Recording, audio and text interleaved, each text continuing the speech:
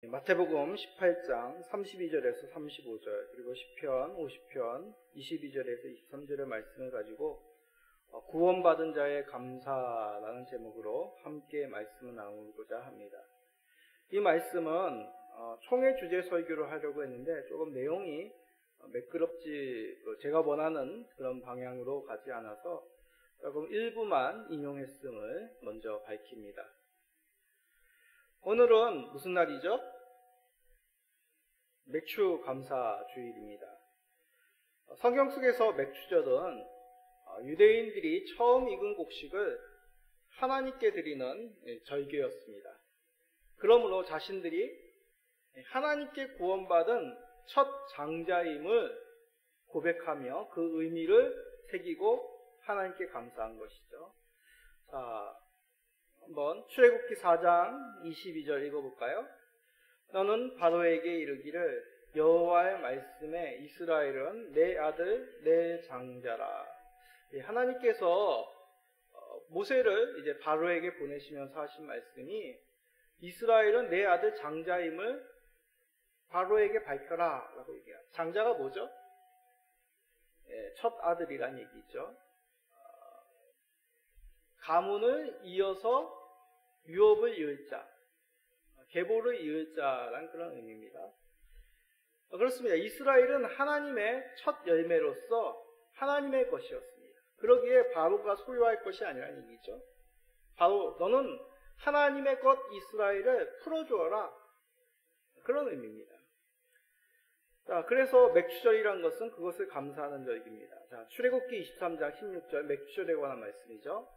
맥주절을 지키라. 이는 내가 수고하여 밭에 뿌린 것에 첫 열매를 거두니라.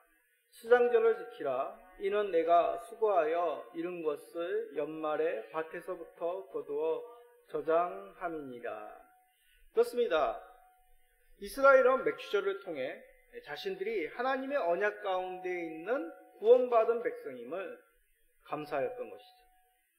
또한 수고하여 밭에 뿌린 것의 첫 열매를 하나님께 드립니다. 그것을 통해 어려운 한 해 동안 하나님께서 구원하시고 지키시고 인도하셨음을 고백하는 것이죠. 감사하는 것이었습니다. 바로 이런 것이 맥주절의 원래의 의미입니다. 우리나라는 저번 맥주 감사주일 때도 설교하였지만은 조금 이스라엘하고 절기, 농사법이 절기가 다르기 때문에 우리는 7월 첫째 주로 맥주주의를 지키고 있습니다. 그러나 원래의 의미는 77절, 바로 6월절 이후 일곱째 주 되는 49일 다음 날 50일 되는 오순절날 성령 강림주일이 곧 맥주절이 됩니다. 우리나라는 교회 전통상 하반기를 시작하면서 하나님 앞에 감사하는 주일로 지킵니다. 그러므로 한 해의 상반기를 마무리하며 하나님께 감사하는 고백이 주된 내용이죠. 그러나 맥주절의 원래 의미는 그것만 있는 것이 아닙니다. 하나님께서 우리에게 구원을 주심을 감사하는 날입니다. 의를 지키시고 인도하심을 고백하는 날이죠. 자, 그럼 우리가 그런 맥주절에 대한 기본적인 지식을 알고 더 기본적인 질문을 해봐야겠습니다. 그럼 왜 구원하신 하나님께 감사를 해야 됩니까? 구원하신 하나님께 감사하는 것은 구체적으로 어떤 모습으로 우리가 감사해야 됩니까? 어떻게 보면 참 당연한 질문입니다. 그러나 막상 대답하려고 하면 쉽지가 않습니다. 오늘 말씀을 통해 구원하신 하나님께 감사해야 되는 이유를 우리가 살펴보길 소원합니다. 그리고 어떤 삶이 구원하신 하나님께 감사하는 삶인지를 우리가 또 살펴보겠습니다. 그러므로 맥주절을 맞아 다시 한번 구원하신 하나님께 감사하고 2022년도 사건과 사고가 많은 이 상반기 속에서도 변함없이 지키신 하나님께 감사하며 또 하반기에도 변함없이 지켜주실 하나님께 감사하시는 모든 성도님 되시기를 간절히 간구드립니다. 자, 오늘 두 본문을 읽었습니다. 두 본문 읽은 소감이 어떻습니까? 두 본문의 연관성이 무엇이라고 생각합니까? 눈치 빠른 성도님들은 아시겠죠? 그렇습니다. 감사합니다. 두 본문의 연관성은 감사합니다. 정확히 말씀드리면 구원받은 백성은 하나님께 감사해야 된다라는 내용을 두 본문이 담고 있습니다. 아니, 마태복음 본문, 유명한 본문, 예수님의 비유죠. 보통 뭐라고 얘기하죠? 1만 달란트를 탕감받은 종의 뭡니까? 형제를 용서치 않음. 형제를 용서하는 말씀이지 어디 감사하는 말씀입니까? 맞습니다. 보통 말하는 일반 달란트를 탕감받은 종에 대한 비유는 형제의 용서에 관한 말씀입니다. 하나님께 용서함을 받았으니 형제를 용서함이 마땅하다. 그런데 형제 용서에 대한 비유를 마치면서 예수님께서 뭐라고 말씀하셨습니까? 자, 마태복음 18장 35절입니다. 너희가 각각 마음으로부터 형제를 용서하지 아니하면 나의 하늘 아버지께서도 너희에게 이와 같이 하시리라. 예수님이 이 비유를 마무리를 어떻게 하고 있습니까? 구원의 문제와 연관시키고 있습니다. 자, 18장 35절을 문자적으로 읽으면 무슨 뜻이냐면 형제를 용서하지 않으면 하나님 아버지께서 어떻게 하신다고요? 너희에게도 이와 같이 한다. 어떻게 해요? 용서하지 않으신다라는 뜻이 됩니다. 요약하면 용서하지 않으면 구원 못 받는다는 뜻이죠. 아니, 구원은 어떻게 얻습니까? 우리 딸, 아들, 구원은 어떻게 얻죠? 오직 믿음으로 얻습니다. 예수님을 믿음으로 구원을 얻습니다. 아니, 그런데 예수님을 믿음으로 구원을 얻는데 왜 예수님은 용서를 하지 않으면, 용서라는 행위가 없으면 용서가 없다, 용서라는 행위를 통해서 하나님께 용서를 받을 수 있다라고 얘기하시는 걸까요? 자, 예수님의 본래의 이 말씀을 이해하려면 하이델베르크 요리문답 86문을 우리가 살펴봐야 됩니다. 우리 2년 전에 하이델베르크 교리를 조금 공부하다가 멈췄는데, 자, 86문을 살펴보면 이 내용이 잘 나와 있습니다. 요리문답이란 건 뭡니까? 사도신경과 같이 우리가 믿어야 될 기본적인 내용을 성경 속에서 찾아 정리한 것이 요리문답입니다. 자, 86문의 질문 한번 우리 다 같이 앞에 있으니까 읽어볼까요? 우리가 공로가 조금도 없어 그리스도로 말미암아 오직 은혜로 우리의 죄와 비참으로부터 구원을 받았는데 우리는 왜 또한 선행을 해야 합니까? 요즘 수능 지문이 좀 어렵다는데 요리문답도 지문이 깁니다. 질문이 깁니다. 질문의 내용을 요약하면 어떻습니까? 우리의 구원은 전적인 그리스도의 십자가의 은혜로 얻었는데 왜 선행을 해야 됩니까? 그렇죠? 그런 질문이 생길 수 있죠. 아니, 우리의 공로가 아니라, 우리의 선행이 아니라 전적인 하나님의 은혜로, 그 은혜를 믿음으로, 예수 그리스도를 구주로 믿음으로 말미암아 우리가 구원을 얻는데 왜 또 선행이 필요합니까? 왜 또 우리가 선행을 해야 됩니까? 라는 질문이죠. 이에 대한 대답은 좀 깁니다. 그래서 요약을 하면 다음과 같습니다. 그리스도의 보혈로 우리를 구속하시고 새롭게 그의 형상으로 닮게 하셨는데 이는 모든 삶으로 하나님의 은혜에 감사하고 우리를 통해 하나님께 찬양하고 또 우리 각 사람이 믿음의 확신을 얻을 뿐만 아니라 우리의 경건한 삶으로 다른 사람들을 그리스도께로 인도하기 위함입니다. 굉장히 깁니다.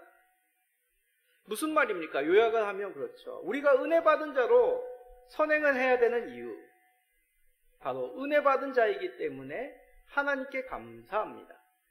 또 하나님께 영광 돌려야 됩니다. 우리가 그렇게 함을 통하여 더 무엇을 얻어요?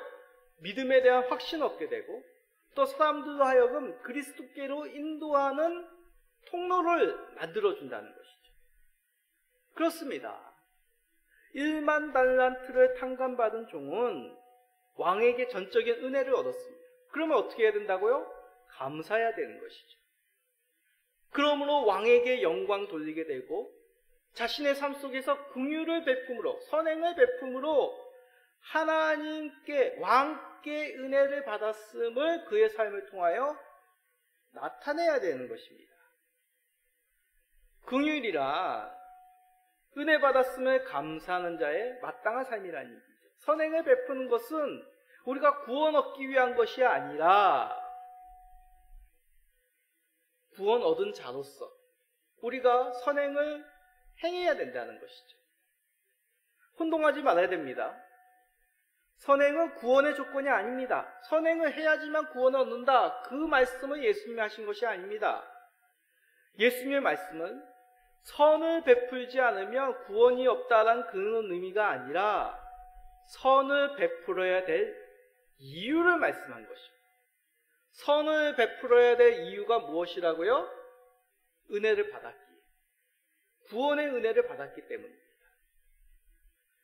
하이델베르그 이어 87문은 이것을 분명히 밝히고 있습니다. 자, 87문의 질문을 한번 앞에 있습니다. 다시 한번 읽어볼까요? 80다시가 아니죠.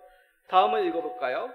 감사치도 않고 회개하지 않는 삶을 계속 살면서 하나님께로 돌이키지 않는 사람들도 구원을 얻을 수 있습니까? 답이 뭡니까? Yes or No. 둘 중에 하나입니다. 뭡니까? 네, 구원을 얻을 수 없습니다. 왜냐하면 성경은 회개하지 않는 자들은 어떻다고요? 하나님 나라를 유업으로 받지 못한다고 분명히 말씀하시고 있기 때문입니다. 이것을 통해서 우리는 깨닫습니다.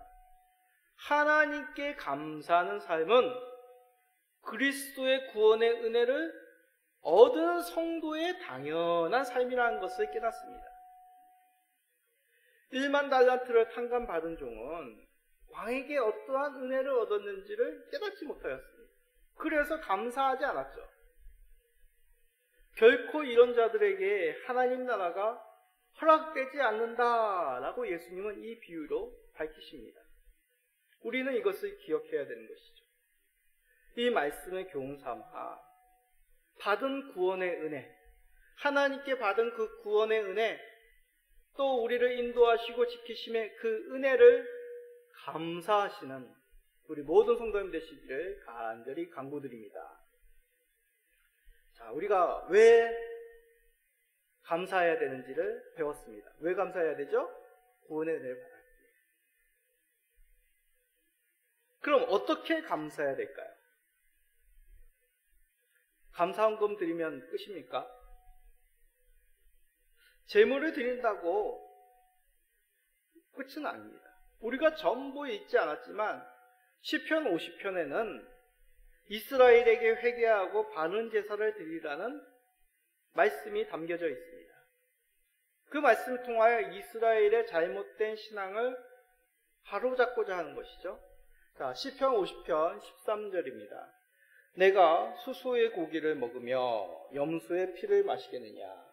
이 말씀은 그 당시 주변 여러 민족들의 종교와 비교해서 하신 말씀이죠. 여러 이방 종교는 어떻습니까? 신에게 좋은 것을 드리면 어떻게 해요? 그 보답으로 자신에게 복을 내린다고 생각했습니다. 그런데 이스라엘은 그 속에 살면서 하나님을 그렇게 여기는 겁니다. 하나님께 무엇인가 좋은 것을 드리면 하나님께서 복 주실 것이다. 그것으로 모든 것이 다 됐다라고 생각하는 흐름이 점점 그 안에 생기게 된 것이죠. 그러나 13절의 말씀에 무엇이라 말씀합니까? 하나님은 재물을 탐내시는 분이 아니십니다. 아니, 세상 모든 만물이 하나님께서 창조하시고 그의 소유인데 하나님이 뭐가 부족해서 이스라엘에게 달라고 얘기하겠습니까? 하나님이 원하시는 제사는 그런 물질의 의미만 있는 제사가 아닙니다. 하나님이 원하시는 제사, 바로 감사의 제사라는 얘기죠. 시편 50편 14절 15절입니다. 감사로 하나님께 제사를 드리며 지존하신 이에게 내 소원을 갚으며 환난 날에 나를 부르라. 내가 너를 건지리니 내가 나를 영화롭게 하리로다. 감사란 하나님께 베푸신 은혜에 대한 그의 백성들의 어떠한 반응? 당연한 반응, 자연스러운 반응. 은혜를 받았으면 감사하는 당연한 반응입니다. 애굽에서 종되었던 삶에서 건져주시어 언약의 백성으로 이스라엘을 회복시켜 주었습니다. 그것에 대한 당연한 반응이 뭐라고요? 하나님에 대한 구원에 대한 감사죠. 자, 서원은 뭡니까? 서원은 앞으로 행하실 일들에 대한 믿음입니다. 하나님이 앞으로 일들에도 이렇게 변함없이 행하실 것이라는 것을 믿음으로, 신뢰함으로 약속하는 것이 서원이죠. 만약 하나님을 신뢰하지 못한다면, 믿지 못한다면 약속할 수 있겠습니까? 우리 자녀들에게 야, 아빠한테 10만 원 줘. 내가 내일 갚을게. 자녀들이 나를 믿으면 10만 원을 빌려줄 수 있겠죠. 그러나 나를 믿지 못하면 국물도 없습니다. 그게 서원이란 얘기죠. 이렇듯 감사와 서원은 하나님께서 은혜를 주셨기에 앞으로 응답하실 하나님에 대한 신뢰입니다. 이를 믿고 드리는 제사가 바로 감사의 제사라는 것이죠. 하나님과의 관계 속에서 체험한 은혜에 대한 감사, 그리고 앞으로 일들에 대한 변함없는 신뢰, 그 믿음, 그게 서원입니다. 이를 고백하며 찬양하는 제사가 바로 하나님께서 원하시는 감사의 제사라는 얘기죠. 그런데 이스라엘은 그런 감사의 제사가 없었습니다. 형식적으로는 수양을 드리고 양을 드리고 무엇인가 좋은 것을 드렸지만 그들의 제사는 감사의 제사가 아니라 이방의 제사와 같은 탐욕의 제사였던 것이죠. 그것을 경계하며 교훈하시며 책망하시는 하나님, 그 교훈을 미워하고 말씀을 돌아보지 않는 이스라엘이었습니다. 깜빡 잊은 것이 아닙니다. 아유, 내가 그 말씀을 세월이 흐르다 보니까 잊었네요. 우리 부모님이 제사장이 가르쳐주는 것을 강조하는 것을 깜빡 잊었네요. 말씀하셨는데 내가 그것을 건성으로 듣고 잊었네요. 그런 것이 아닙니다. 의지를 가지고 철저히 거부한 것입니다. 저도 알아요. 그러나 나는 안 할 거예요. 이런 것이죠. 그게 나쁜 것은 알아요. 그래도 나는 그게 좋아요. 철저히 그들은 의지를 가지고 하나님의 말씀을 배척하며 뒤로 내던져버렸습니다. 그러한 불신의 구체적인 삶이 하나님의 은혜를 거부하고 삶 속에서 형제를 사랑하지 않는 그런 모습으로 나타낸 것이죠. 시편 50편 18절 20절 그 모습을 이렇게 말씀합니다. 도둑을 본즉 그와 연합하고 가늠한 자들과 동료가 되며 내 입을 악에게 내어주고 내 혀로 거짓을 꾸미며 앉아서 내 형제를 공박하며 내 어머니의 아들을 비방하는도다. 십계명 중 이웃사랑에 대한 내용이 담겨져 있는 말씀이죠. 그런데 이스라엘은 어떻게 했다고요? 도둑의 길을 갔습니다. 형제를 강탈하는 일에 갔습니다. 이스라엘은 혈육의 공동체요, 신앙의 공동체입니다. 이웃은 곧 형제입니다. 사랑해야 될 하나님의 백성이요, 나의 친족이죠. 그럼에도 그들은 겉으로 하나님의 백성이라 자부하고 이방인들을 아래로 보았지만 오히려 그들은 하나님의 말씀을 배척하고 형제를 해하는 겉과 속이 다른 외식의 삶을 살았던 것입니다. 악인의 길을 간 것이죠. 이런 삶을 살았다면 이스라엘, 하나님의 어떠한 징계를 받아야 됐습니까? 거듭 선지자들을 통하여 경고하신 것이죠. 하나님의 율법을 알면서도 오히려 하나님 없이 사는 이방인들의 삶을 따라가는 그들에 대한 하나님의 엄중한 경고가 계속되었습니다. 시편 50편도 그러한 말씀이죠. 형식적인 입술의 고백으로부터 돌이키지 않는다면 사자가 너희를 찢을 것이다 경고하셨습니다. 그럼에도 이스라엘은 돌이키지 않아 하나님의 징계를 받게 되죠. 나라는 무너지게 되고 성전은 황폐화되고 이들은 포로로 이방 땅으로 끌려갔습니다. 하나님의 말씀처럼 사자들이 주변에 굶주린 이방 민족들이 이들을 갈기갈기 찢어놓은 것이죠. 이를 통해 자신의 강팍함을 돌이키지 않는 자들에게 도무지 구원받을 길이 없음을 하나님은 분명히 나타내셨습니다. 예수님의 1만 달란트 속에서 1만 달란트 탕감받은 종의 비유 속에서 그 악한 종의 모습이 바로 이스라엘 모습과 같지 않습니까? 그의 결말이 구약의 이스라엘 백성들의 결말과 같지 않습니까? 구원의 은혜를 받은 자로 감사함이 없고 감사하지 않아 형제를 사랑하지 않고 긍휼을 베지 않은 모습이 꼭 그와 같다는 것이죠. 이런 자들은 결국 하나님의 구원의 은혜가 없습니다. 구원의 은혜를 망각한 자들로서 구원의 은혜를 거부하는 그들의 삶을 산 것이죠. 반면에 주께서 원하시는 감사의 제사를 드린 자들은 어떻습니까? 하나님이 약속하십니다. 시편 50편 23절입니다.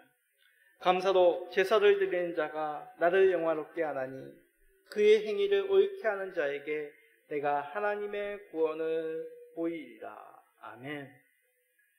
그렇습니다. 주께서 베푸신 구원의 은혜에 감사함은 형제들에게도 선을 베품으로 이어지게 되는 것이죠. 그런 삶을 사는 자들은 결국 하나님의 이름을 영화롭게 합니다. 하나님께 감사하며 이웃을 사랑함을 통하여 하나님의 자비하심이 어떠한지를 이웃들에게 보여 하나님의 이름을 더욱 이방 땅에 여러 사람들에게 알리게 되는 것이죠. 이런 자들에게 주께서 약속하십니다.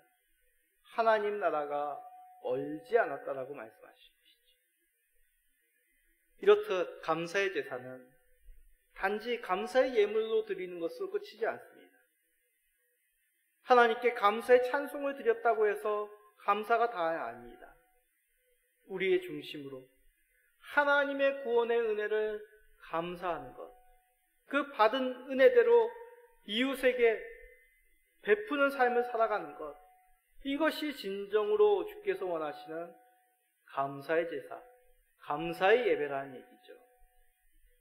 여기에 계신 모든 성도님들, 주께 받은 구원의 은혜를 통해 단지 우리의 중심만이 아니라 나의 삶을 통하여, 손발을 통하여, 내 입술을 통하여 그 감사를 표하시기를 바랍니다. 이웃을 섬기기를 바랍니다. 이웃을 용서하고 선행을 베품으로 진정한 감사의 제사를 드리시는 모든 성도님 되시기를 간절히 축복드립니다. 자, 그런데 성경은 우리들에게 감사의 제사는 이웃을 사랑하는 것과 더불어 한 가지를 더 추가하여 말씀합니다. 바로 기도입니다. 보통 기도는 하나님께 올려드리는 향연, 우리의 강구입니다. 성소에 향단이 있었고 그 향단은 끊임없이 향을 피워 그 향연기가 성소 가운데 가득하게 하였습니다. 그러므로 하나님의 집은 곧 기도하는 집이라는 것을 나타낸 것이죠. 구약교회는 그런 향기가 위로 올라가는 것을 통하여 성도들의 기도가 하나님께 상달된다라고 생각했습니다. 이에 시편 기자들도 자신들의 기도를 분향에 비유하여 표현하였습니다. 자, 대표적으로 시편 141편 2절을 봅시다. 나의 기도가 주의 앞에 분향한것 같이 되며 나의 손드는 것이 저녁 제사 같이 되게 하소서. 시인의 기도가 뭐라고요? 주의 앞에 분향한것 같이 되게 하소서. 자신의 기도를 성전에서 드려진 그 향연 분향으로 비유하였습니다. 자, 요한계시록에도 그러한 표현이 나옵니다. 요한계시록 5장에 향연을 기도로 분명히 보여주십니다. 하늘 성전에서의 예배 장면인데 어린 양이신 그리스도께서 두루마리 인을 떼실 때 그 속에 기록된 내용이 이 땅 가운데 행해집니다. 하나님의 심판인 것이죠. 그런데 그 심판이 뭐라고요? 고난받고 있는 성도들의 간절한 기도하는 바를 성취하는 것인데 그 모습이 천사들이 금대접을 받은 그 향을 땅에 붓는 모습으로 나타난 것이죠. 요한계시록 5장 8절입니다. 그 두루마리를 취하심에 네 생물과 24장로들이 그 어린 양 앞에 엎드려 각각 검은고와 향이 가득한 금대접을 받았으니 이 향은 성도들의 기도다. 성도들의 기도가 향연처럼 하늘 성전으로 올라가고 있다는 것을 요한을 통하여 환상으로 보여주셨습니다. 하나님께서 그 향연을 받으시고 천사가 향로의 제단에 붙여 땅에 쏟습니다. 그러자 우레와 음성과 번개와 진이 땅에 행해지는 것이죠. 근데 그 향이 뭐라고요? 성도의 기도를 받으신, 하나님께서 받으신 성도들의 기도라고 얘기하시는 것이죠. 하나님께서 성도의 기도를 들으시고 이 땅에 하나님의 뜻을 행하신 것입니다. 성도의 기도가 하나님의 손발이라고 말할 수 있는 것이죠. 그만큼 우리들의 기도가 중요하다는 것입니다. 기도는 향연처럼 두루 퍼져나가고 위로 올라가는 것과 같습니다. 이렇듯 하나님께 우리의 간구를 알림으로 이것은 우리들이 하나님께 행할 수 있는 특권인 것이죠. 그래서 신학적으로 표현하면 기도를 뭐라고 얘기합니까? 은혜의 방편이다. 그렇다고 우리가 욕심을 구하는 것이 아닙니다. 욕심을 간청하는 것이 기도의 참기도가 아니죠. 하나님이 주신 은혜를 쫓아 하나님의 영광을 나타내는 간청, 그것이 바로 기도라는 것이죠. 그런데 이런 주의 백성들의 기도에 가장 중요한 것이 뭡니까? 감사입니다. 기도는 감사함으로 하나님의 말씀을 쫓아 모든 필요를 구하는 것, 그것이 기도라는 것이죠. 각종 서신서에서 사도를 통해 각 교회 성도들에게 감사를 언급하는데 바로 이러한 내용을 담고 있습니다. 자, 디모데전서 2장 1절을 볼까요? 그러므로 내가 첫째로 권하노니 모든 사람을 위하여 간구와 기도와 도구와 감사를 하게 돼. 첫째로 디모데에게 권하면 뭐라고요? 모든 사람을 위하여 기도해라. 그러면서 기도의 종류를 얘기합니다. 간구와 기도와 도구와 감사라는 얘기죠. 기도가 감사로 드려야 되는을 디모데에게 강조하고 있습니다. 골로새서 3장 16절 17절에도 같은 말씀을 합니다. 그리스도의 말씀이 너희 속에 풍성히 거하며 모든 지혜로 피차 가르치며 권면하고 시와 찬송과 신령한 노래를 부르며 감사하는 마음으로 하나님을 찬양하고 또 무엇을 하든지 말에나 일에나 다 주 예수의 이름으로 하고 그를 힘입어 하나님 아버지께 감사하라. 기도로 감사하고 찬송도 감사로 하고 무슨 일을 하든지 감사함을 하라고 말씀합니다. 무슨 뜻입니까? 기도가 곧 뭐라고요? 감사한 뜻이죠. 기도 중에 하나 정도가 아니라 모든 기도를 지배해야 되는 그 중심이 뭐라고요? 감사란 뜻입니다. 왜냐하면 주께서 베풀어 주신 말로 다할 수 없는 주의 은혜에 대한 고백이라는 얘기죠. 없는 것을 억지로 만들어내는 것이 아닙니다. 받은 은혜를 있는 그대로 쫓을 때 감사의 기도가 저절로 나오는 것이죠. 우리의 감사의 기도는 결국 우리가 얼마나 하나님께 큰 은혜를 받았는지를 기억하는 것입니다. 그 받은 은혜를 우리의 삶 속에서 누리고 이것을 표하는 것이 감사 기도라는 거죠. 우리 성도님들, 그리고 우리 가족 모두 이러한 하나님이 주신 은혜에 감사할 수 있는, 감사로 고백하는, 감사로 기도하는 그러한 가정, 그러한 교회가 되기를 간절히 소원드립니다. 저는 설교를 준비하며 하나님께서 베푸신 구원의 은혜, 한 해 상반기 동안 지켜주신 은혜를 찬찬히 생각해 보았습니다. 코로나19 바이러스 어려움 그 속에서 지켜주시고, 또 지금의 경제적인 인플레이션 속에서도 지켜주시고, 또 개척교회라는 이런 참으로 믿음 아니고서는 살아갈 수 없는 이런 사역 속에서도 지켜주시고, 많은 협력자들을 멀리서 속에서도 기독케 하시고 헌신케 하시고 관심 가지게 하신 그 감사를 생각했습니다. 우리 자녀들도 어렵지만 배움의 길을 포기하지 않고 있는 가운데서 그래도 성심껏 행하는 모습에 감사였고, 말없이 묵묵히 사모의 자리를 잘 지키는 아내에게도 참 감사였습니다. 이런 감사는 오늘 말씀을 빌자면 예배 때만이 고백되어야 되는 것이 아니죠.